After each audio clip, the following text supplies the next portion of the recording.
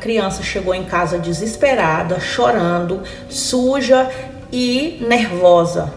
Se ele fez isso com todas as pessoas ao redor dele, uma vez eu lembro que eu tive que chutar nas partes íntimas dele para mim. Quantas e quantas vezes eu levei cascudo assim na cabeça. É pesado. Ver os lençóis da cama sujos de sangue. Para quem já entrou nesse vídeo na parte 2 e não entendeu por que esse vídeo começa sem um início, sem uma apresentação, eu sugiro a vocês que vá aqui nos cards e assista o primeiro vídeo e depois venha para esse que é o segundo vídeo dos relatos de coisas chocantes vividas por mim e por pessoas ao meu redor. O vídeo está aqui no card, é só você clicar que você vai ser direcionado para a parte 1. Engano seu se você acha que era só comigo que algumas dessas pessoas faziam coisas desse tipo, não.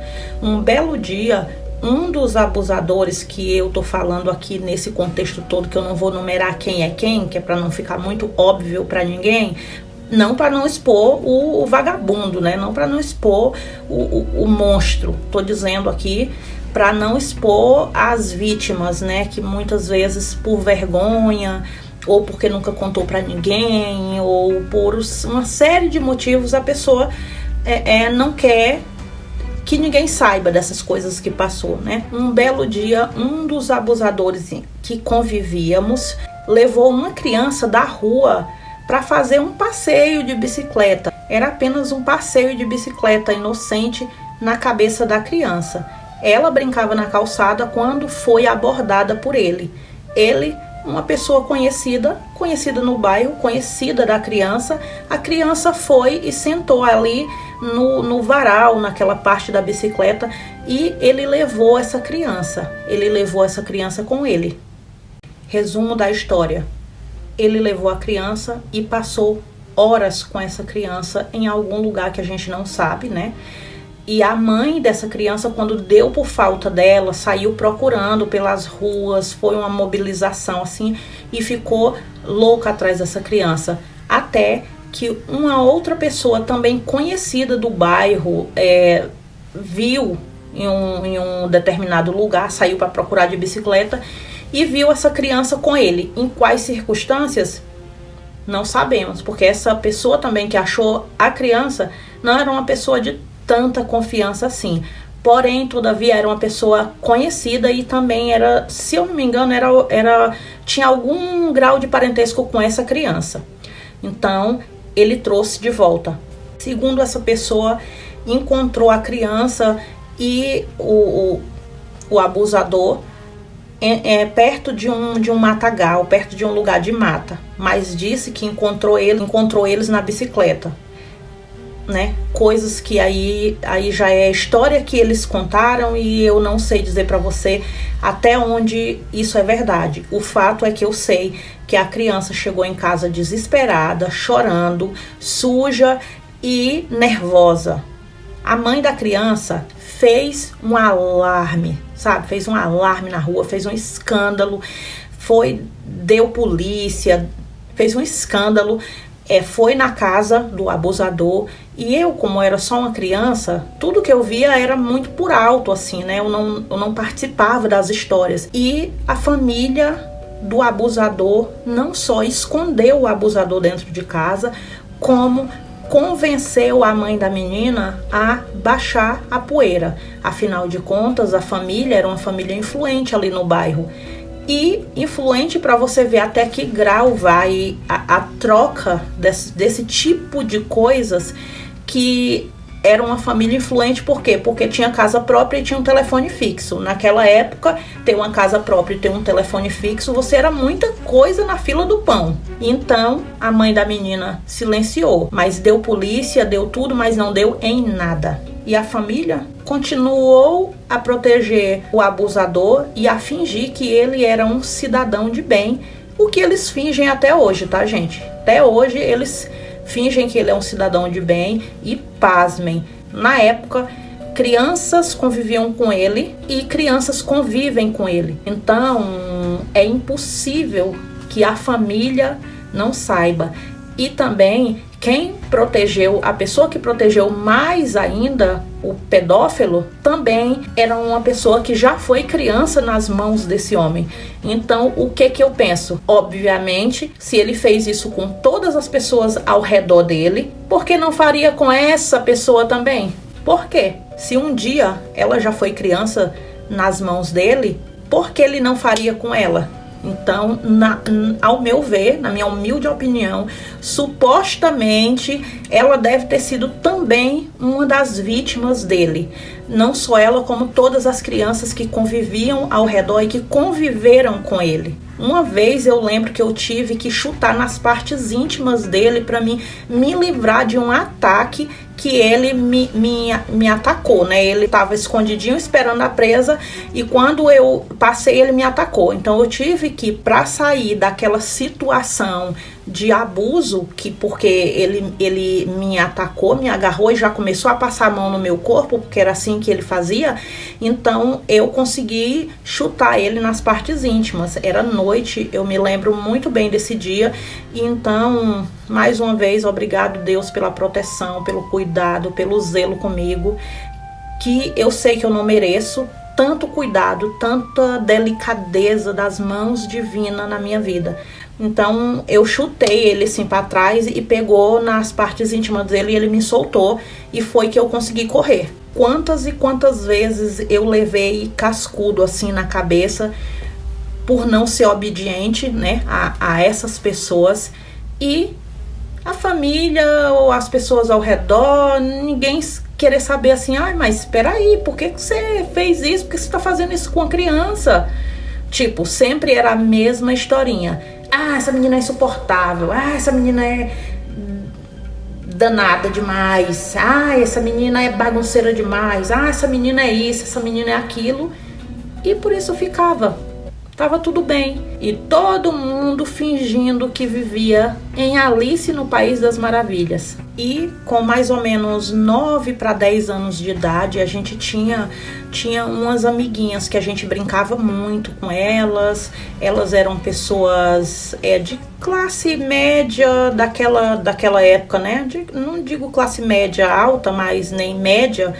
Mas tinha uma condição financeira muito boa. Elas tinham tudo que crianças queriam ter, né? Tanto que a gente brincava muito juntas, porque a gente não tinha brinquedos e elas tinham brinquedos demais, né? Então elas tinham assim uma vida muito estruturada para aquela época, né? E no caso, eu não me lembro quando, porque eu era criança, mas por algum motivo os pais dela se deixaram. Na minha lembrança aí, eu só tenho lembrança de quando já não existia mais a figura paterna, mas pelo que falam aí, pelo que eu ouvi depois, essas situações começaram depois da separação, né? Da separação, do rompimento familiar. Então, essa mulher, por algum motivo, começou a... É pesado isso que eu vou dizer pra vocês. Cafetinar as próprias filhas. Eu não sei se a palavra certa é cafetinar, mas ela começou a usar as filhas como moeda de troca. Ela começou aí a... É pesado. Crianças com menos de 11 anos começaram a ser aí uma moeda de troca em benefícios financeiros nas mãos de empresários do bairro, velhos empresários, mais ou menos aí com seus 60 anos, intragável, né, gente? Pais e filhos, os filhos desses empresários com 30 anos, 30 e poucos anos, e os empresários aí nessa faixa, né, 60, 65, começaram aí a frequentar a casa dessa criança e a levar essas crianças para festinhas privadas. Tudo com consentimento da mãe, tá, gente? E assim, à luz do dia, gente, não era assim uma coisa escondida, que ela tá fazendo escondido, não. Ela fazia assim, ela começou a fazer meio que mais ou menos escondido, mas aí todo mundo começou a falar, né, a ver aquela falatória, porque todo mundo tava vendo o que tava acontecendo. E aí, depois que todo mundo já viu e que todo mundo tava falando, dane-se pra quem quiser, se era briga na rua, e não tem nada a ver com minha vida, essas coisas, esse bate-boca, essa baixaria, e as pessoas com medo de abrir a boca, com medo de falar alguma coisa, calavam e deixou essa mulher fazer isso, essa mulher comercializar as próprias filhas de menos de 11 anos. Os relatos são nojentos e assustadores, segundo pessoas que frequentavam esse ambiente, que também são cúmplices, né? Não deixam de ser cúmplices, porque viam isso, tinham provas maiores e não faziam nada, mas espalhavam.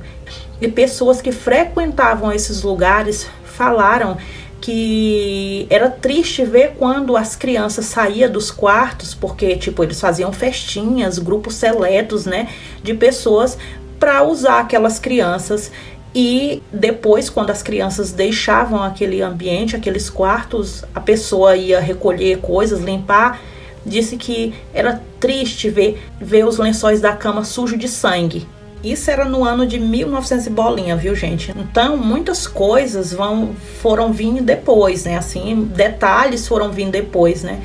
Do que as crianças passavam naquele ambiente. Só que, quando as crianças saíam, elas ganhavam dinheiro, elas iam pro shopping, elas tinham, uma compensação que acabou gerando na cabeça delas que tá tudo bem, sabe? Passou a ser normal para elas, porque elas tinham contas de casa paga, elas tinham alimentação boa, elas tinham dinheiro para gastar, uma mesada, que quem ganha mesada naquela época, né? 1900 bolinha, quem é que ganhava dinheiro assim? Então elas começaram a levar isso como um trabalho. Inclusive, a mesma mulher aliciou outras crianças do bairro, todas nessa faixa de idade, de 11, 12 anos. Crianças carentes que se submetiam a essa situação de vender seus próprios corpinhos por uma sandália, por uma roupinha nova, por uma feirinha para levar para casa. E os pais, muito carentes, pessoas também envolvidas com alcoolismo, drogas e coisas assim, faziam vista grossa e deixavam as filhas irem para essas festinhas seletas. Afinal de contas, a filha que não tinha uma sandália para calçar, agora estava de roupinha nova e andando de Hilux, porque, né, a Hilux na época era como se fosse o Porsche hoje.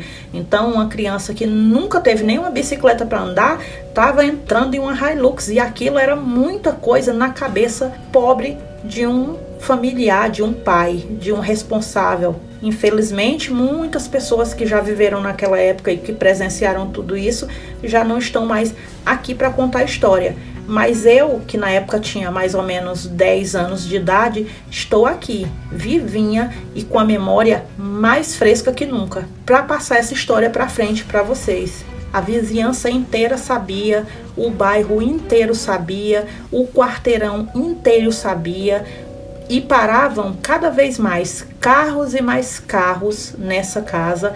Como sempre, né, montaram um bar, inventaram de montar um bar aí, para, né, disfarçar o que elas estavam fazendo. E entre esses carros e mais carros que paravam até carros que eu não posso nem mencionar aqui para vocês, porque, né, isso é uma coisa muito séria. Talvez até por esses carros importantes que paravam na porta dela para fazer sei lá o que lá dentro com essas crianças, é que inibia, as pessoas se calavam porque ficavam com medo. A gente foi crescendo e o negócio foi tão rentável, tinham tantos clientes para consumir esse tipo de crime, que a cafetina rapidamente mudou de vida, e as crianças adultas futuramente passou a levar aquela situação como um estilo de vida, como uma escolha de vida. Eram muitas coisas assim, meus amigos. Eram amigos da família que começaram relacionamentos com crianças de 12 anos, né? Homens de 25 anos, 23 anos, tendo relacionamento escondido com uma criança de 12 anos e achando que isso é normal. Tipo, nos apaixonamos não. Mas ela consentiu, ela tá apaixonadinha. Não, ela foi seduzida.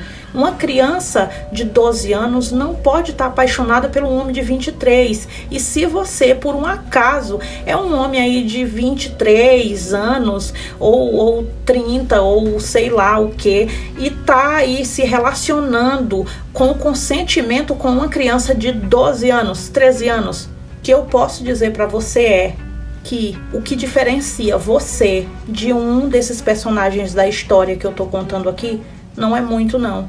Porque um homem adulto, homem que fica com uma criança de 12 anos, quais são as chances dele manter relações com a criança de 10 se for com o consentimento dela? Se você pensa assim e não concorda comigo e está assistindo esse vídeo, você vai tratar a sua cabeça, que você está a um passo dessas pessoas que eu estou contando aqui nesse vídeo. Lembro que um amigo da família manteve aí um relacionamento com uma criança de 12 anos. Essa pessoa acho que tinha 23 anos, 23 ou era 24, por aí. E a criança tinha 12 anos e eles manteram um romance, inclusive foram flagrados em um momento íntimo ali dentro da casa e a pessoa fingiu que não viu, o adulto, né, o adulto que chegou e presenciou, fingiu que não viu, se calou e, claro, obviamente a criança achava que estava sendo com o consentimento dela, mas na verdade ela tinha sido seduzida e isso durou aí por volta mais ou menos aí de uns 2, 3 anos de relacionamento. Tipo, um homem de 24 anos manteve por 3 anos um relacionamento com uma criança de 12 anos, sabe? E o pior de tudo isso que eu tenho para dizer para vocês é que quando as crianças são sexualizadas, elas tendem a se sentir mais mulher mais rápido. E eu fui um aqui que me apaixonei várias vezes por homens adultos enquanto eu era só uma criança, mas eu me sentia atraída e que inclusive em uma dessas vezes eu até fui correspondida e não passou de uns beijinhos, mas eu tinha o quê? 11 anos e a pessoa em questão devia ter aí uns 30, né? Fora outras pessoas, um comerciante do bairro também, que, nossa, eu era apaixonadinha, porque eu tinha 11 anos, ele devia ter já seus 40, por aí, não sei, porque as pessoas eram muito acabadas naquela época, né? Mas ele devia ter mais ou menos isso, uns 30 e tantos anos, e eu tinha, o quê? Eu tinha 10 anos, e eu me lembro que eu ficava apaixonadinha, né? Porque, gente, eu já tinha sido sexualizada, você tá entendendo? Já tinham tido um histórico de abusos e de normalização dessa situação que me levava a ser uma criança mais sexualizada, a olhar as pessoas com outros olhos, já olhar, ai, que gatinho, ai, eu queria dar um beijo, queria isso, queria aquilo, sendo que era um homem. E em uma dessas ocasiões o meu pai tinha saído para trabalhar e a gente estava só em casa, e sempre que eu ia nesse supermercado, né, eu ficava flertando com o dono do supermercado. Você imagina uma criança de 11 anos olhando com olhares de maldade, não maldade sexual, porque não dá para uma criança de 11 anos ter uma maldade sexual assim.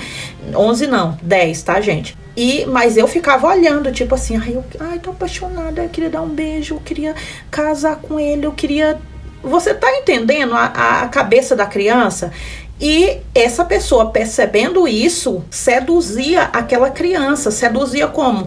Eu ia no supermercado comprar alguma coisa, ele pegava na minha mão, ele que saía de lá para me atender, porque ele era o dono, né? Ele pegava na minha mão, quando ia me entregar o troco, ele me dava balinha, ele me dava essas coisas assim, você sabe? E um dia, quando o meu pai não estava em casa, ele se aproveitou e foi na minha casa. E aí só tava eu e minhas irmãs. E aí ele perguntou pelo meu pai, tá, e meu pai não tá em casa. Pois ele, pasmem, em uma casa que só tinha frente, era uma casa que não tinha quintal, não tinha porta de fundo, ele entrou na minha casa e ele veio até onde eu tava e veio me dar um beijo. Esse foi o primeiro beijo de língua que eu recebi na minha vida. Foi o beijo de um adulto de 30 e poucos anos e eu tinha 10 anos de idade. E aí eu me lembro que eu só parei e só saí e só fiquei apavorada e assustada com ele, porque nessa devida ocasião ele meio que... Você tá entendendo? Durante o beijo, que eu já fiquei com nojo, quando ele enfiou a língua na minha boca, eu já fiquei com nojo. E quando ele começou nele mesmo, né, claro, obviamente, eu me assustei e saí, fugi dele ali. Então ele se assustou também, porque, né, meu pai podia chegar a qualquer momento, e ele ainda chegou finalmente ali na minha casa e limpou o chão ali e foi embora. Eu corri para onde minhas irmãs estavam, né, que elas estavam em casa, e aí contei para elas, né, o que tinha acontecido e com muito medo. Desse dia em diante, eu não fui mais no supermercado, eu fiquei apavorada com a cara desse homem. Então, até onde vai o consentimento de uma criança? Até onde você diz assim, mas... uma menina de 12 anos, 13, 11, mas são tudo... que é tudo isso mesmo, são tudo... vai pro baile funk já, hoje em dia as meninas estão mais evoluídas, já são mulheres mais cedos. Elas são mulheres mais cedo, ou elas foram sexualizadas mais cedo e se sentem mulher mais cedo, coisa que elas não... Agora eu lembrei de um relato aí só pra juntar tudo isso que eu tô falando pra vocês e pra gente concretizar aqui esse vídeo. Eu também lembro que eu tinha mais ou menos aí uns 6 anos, 5 anos de idade, já foi bem no início de tudo. Eu lembro que a gente tinha um vizinho de quintal conjugado, porque as casas são muito assim misturadas, junta e misturada no Brasil, né, pelo menos no Nordeste. E aí eu lembro que, acho que minha mãe ainda era viva, não. Acho que eu já tinha perdido minha mãe, não lembro agora. Mas eu lembro de eu brincando no quintal da minha casa, que dava pro quintal da casa dessa pessoa, e ele sentava sempre nos tijolos assim e ia tocar violão, e eu sempre achei muito bonito o violão, né? Então eu parava e ficava assim olhando ele tocar o violão. E vocês sabem o que ele fazia? Ele colocava pela perna assim do short, ele colocava as coisas, né, os birimbelos pra fora, e fazia aquilo ali pra me ver.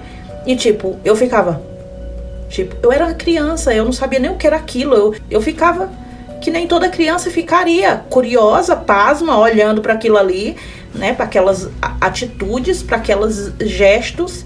E aí você pergunta, mas é só comigo que acontece isso? Não, foi com todo mundo que eu conhecia. Todo mundo da minha época tem relatos absurdos de coisas assim, né? E ele não só fazia isso, como ele também fazia isso no filho dele, que era uma criança também, né? Que eu também agora não vou mais mencionar muita coisa dessa situação, porque envolve outras pessoas que talvez não queiram ser mencionadas, nem queiram falar sobre esses acontecidos, né? Afinal de contas, é coisas muito pesadas. Agora você imagina o que essas pessoas não faziam com seus próprios filhos, com seus próprios parentes. E quando as pessoas falam a cultura do estupro, o que quer dizer? Quer dizer que as pessoas que foram abusadas no passado, muitas delas, né, ou elas ficam traumatizadas como eu e não confia em ninguém. Eu não deixo meus filhos na casa de ninguém, dormir na casa de ninguém, e eu converso abertamente com a minha filha e com meu filho a respeito disso,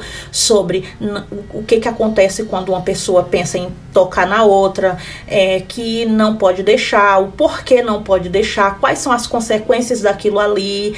E se não bastasse todo esse diálogo que eu tenho com eles, eu ainda sou extremamente cuidadosa. Tipo assim, isso me deixou extremamente desconfiada. E aí eu digo para as pessoas, mas não é porque eu tô desconfiando de você, sabe? É porque eu tenho uma coisa comigo, eu não deixo, porque eu passei por tanta coisa, eu vi tanta coisa, e eram de pessoas que você nunca ia imaginar que essas pessoas seriam capazes de fazer isso, sabe? São pessoas, assim, acima de qualquer suspeita. Então, eu sei que continua acontecendo, não é porque acontecia comigo e com todo mundo à minha volta que hoje não acontece mais. Então, quando a gente fala a cultura do estupro, é que esses mesmos abusadores continuaram convivendo com crianças, mesmo a família sabendo, tá? Então, pessoas que foram abusadas psicologicamente e fisicamente por esses abusadores, hoje em dia, deixam os filhos conviverem com eles tranquilamente, tipo assim, vendo TV na sala, sabe? Coisas absurdas. Então, quando a gente fala sobre cultura do estupro, a gente está dizendo isso, são coisas que passam na sua infância e que mais pra frente você negligencia com seus filhos.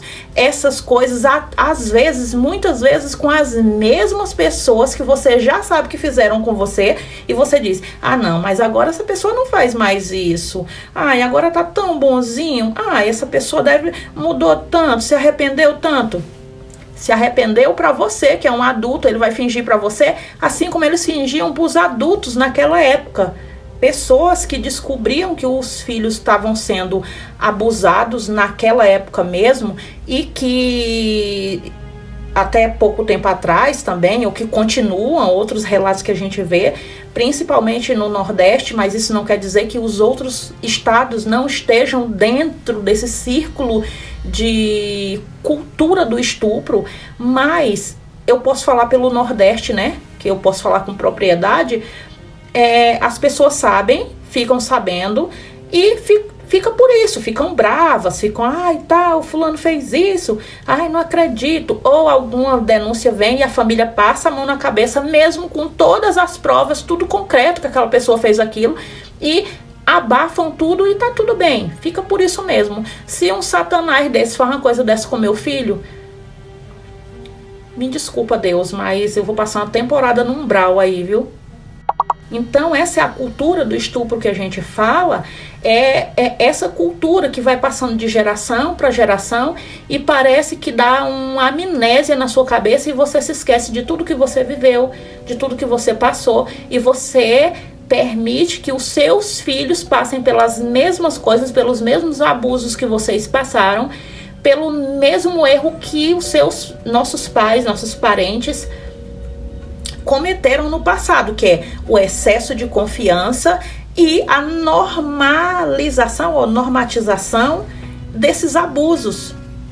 E esse vídeo eu resolvi fazer ele depois que eu vi esse vídeo aqui, que eu vou deixar um trechinho aí para vocês, e esse vídeo me encorajou muito a falar sobre isso, né? Fora o acontecido em Marajó e fora outros acontecimentos que estão aí bombando no momento. Esse vídeo aí que essa moça falou tão brilhantemente, uma pessoa que trabalha dentro das instituições e sabe como essas coisas funcionam, tem poder de fala para falar isso tudo, porque ela não só estudou sobre isso, como ela teve contato com os casos. Então, eu achei assim, de uma importância muito grande o depoimento, uma coragem e uma importância muito grande o depoimento dessa moça, e eu vou deixar aí para vocês assistirem, tá bom? Porque eu acho que merece sim que muitas pessoas olhassem esse vídeo para poder abrir os olhos e cuidar das crianças, porque nossas crianças estão sim em perigo. Agora que virou uma hashtag, algumas pessoas resolveram Antes de começar, os abusos que acontecem em Marajó. Esse vídeo tem um conteúdo extremamente pesado, mas vocês se lembram é um dessa conteúdo fala? necessário.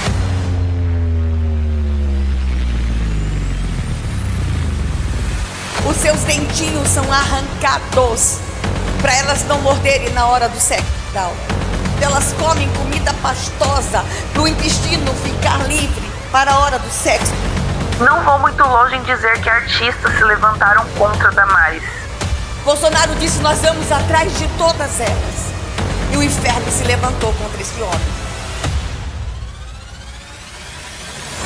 A memória de muitas pessoas é seletiva. A minha, não. Teve uma pessoa com uma fala em um podcast que eu não vou esquecer. Você veja o discurso dessa Damares outro dia, não sei se você acompanhou, falando de criança, é uma coisa tão absurda, que na minha cabeça não passa a ideia de que alguém pode falar uma coisa daquela.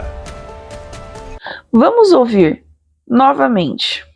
Você usava no mínimo camisinha pra a sua filha? Nunca usei, não vou mentir. O homem vitimou a enteada de 16 anos, com quem tem um filho. Esse homem que foi preso agora há pouco, ele é o seu pai? É, sim. Ele estava vivendo como esposo juntamente com a senhora? É, sim.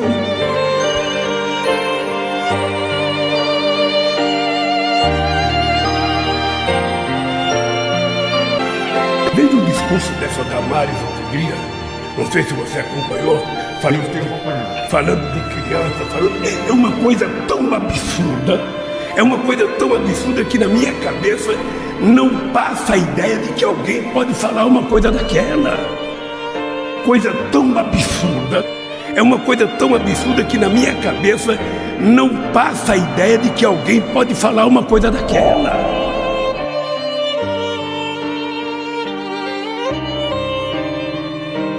A verdade, que poucos querem enxergar, começa a ser mostrada para você.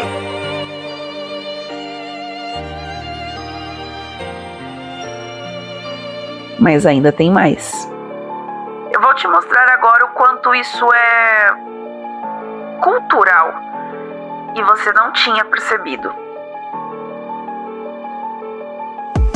Imagine que você vive em uma comunidade onde é comum ter relações com crianças. E quando essas crianças menstruam, elas começam a engravidar. Elas são abusadas pelos pais, pelos tios, pelos avós. Como explicar essas meninas grávidas? Já sei. Vamos falar que um animal vem, se transforma em homem, seduz as meninas, engravida as meninas e vai embora. Isso te soou familiar? Pois é, essa cultura de abusar e não assumir a responsabilidade pelo crime está estampada na cara de todos nós, em forma de desenho animado, seriado, livros. Faz parte do nosso folclore.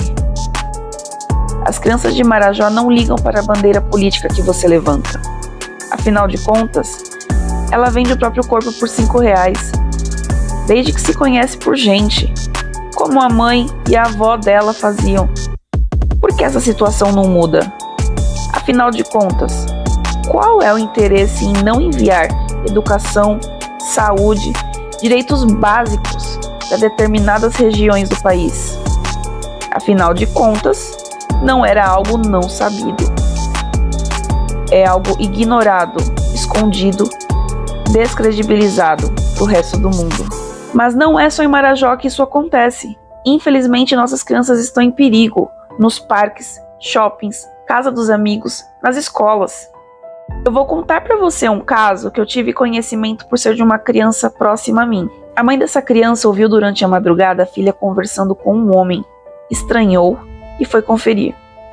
Ao observar, a filha estava usando um aplicativo de jogo no qual é possível trocar mensagem por voz. O homem se referia à criança como: "Você é a mulher da minha vida. Você é tão madura para sua idade." Quando a criança contou toda a verdade para a mãe, a situação se tornou ainda pior. Esse criminoso era acompanhante de uma criança autista na escola. O próprio lobo cuidando da ovelha no meio de outras ovelhas. Sabe qual é o primeiro erro que cometemos? E esse erro, ao meu ver, é o pior de todos? Achamos que tudo isso só acontece com os outros. Achamos que tudo isso só acontece em outros lugares. Afinal de contas, é tudo coisa de filme, não é mesmo? Você consegue imaginar que esse tipo de tráfico, o tráfico humano, o tráfico de crianças, o tráfico de órgãos, é o tráfico que mantém algumas favelas? Sim, é mais rentável do que drogas, é mais rentável do que armas. As crianças são expostas a conteúdos e espelham esses conteúdos. Nesse vídeo, um menino, após abater a caça com alguns adultos, pegou o animal e começou a simular gestos e sons, como se estivesse tendo uma relação com o animal morto. O detalhe, o menino não aparenta ter 10 anos de idade. Podem imaginar que esse menino é exposto e que para ele esse ato é normal? Você consegue entender que enquanto não quebrarmos essa cultura, o abusado se torna o abusador? E isso vira um looping eterno. Crianças que raptam outras crianças são ensinadas a tirar outras crianças de perto dos pais. Eu posso te dar um exemplo. Uma criança que fala para outra no parquinho: vamos ali no carro do meu pai, tem um doce. Vamos lá ver o meu cachorrinho. E assim você nunca mais viu seu filho. Até mesmo a Disney retratou no filme Rio uma criança que foi usada por traficantes de animais para capturar o personagem principal, que era uma arara azul. Eu gostaria de ter uma solução mágica para tudo isso, mas infelizmente ela não existe. O meu padrasto foi policial militar por 30 anos, atuou por 26 anos na rota. Talvez você o conheça, o Sargento Cavalcante. Atendeu ao meu pedido e gravou um áudio com algumas dicas para vocês. Os pais, quando levarem suas crianças no parquinho, para que essas crianças se divirtam, para que essas crianças interajam junto com outras crianças, os pais têm que ficar espertos. É um momento, sim, de relaxamento, é um momento de diversão, é um momento de alegria para as crianças, não para os pais. Os pais têm que ficar espertos, atentos, ligeiros.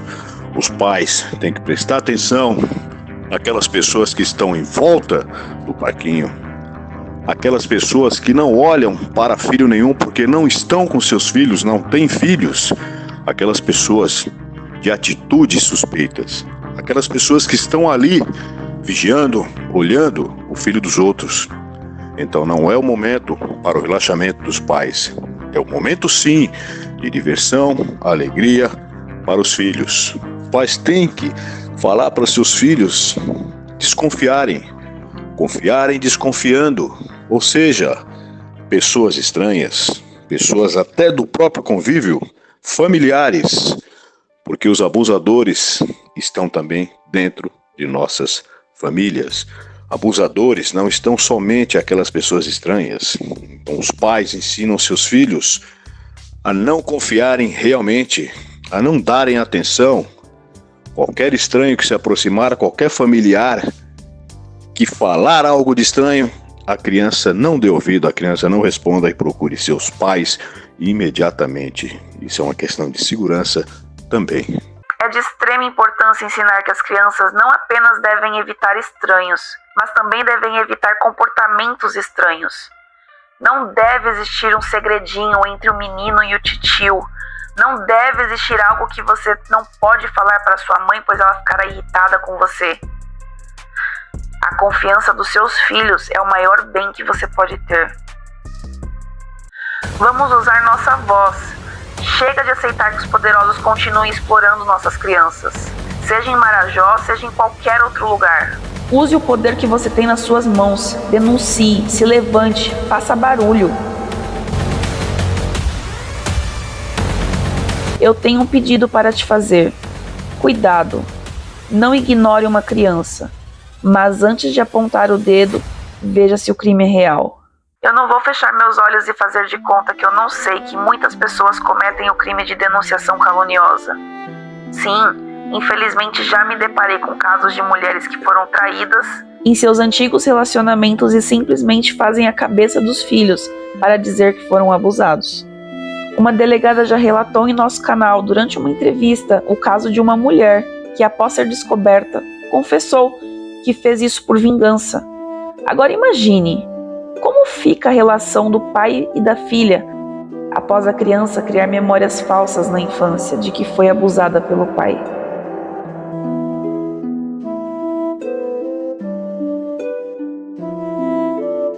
E o vídeo foi esse, meus maravilhindos. Peço desculpa por trazer um tema tão pesado para vocês, mas a gente não pode mais se calar, a gente não pode mais fechar os olhos, fingir que isso não está acontecendo, quando isso acontece o tempo todo.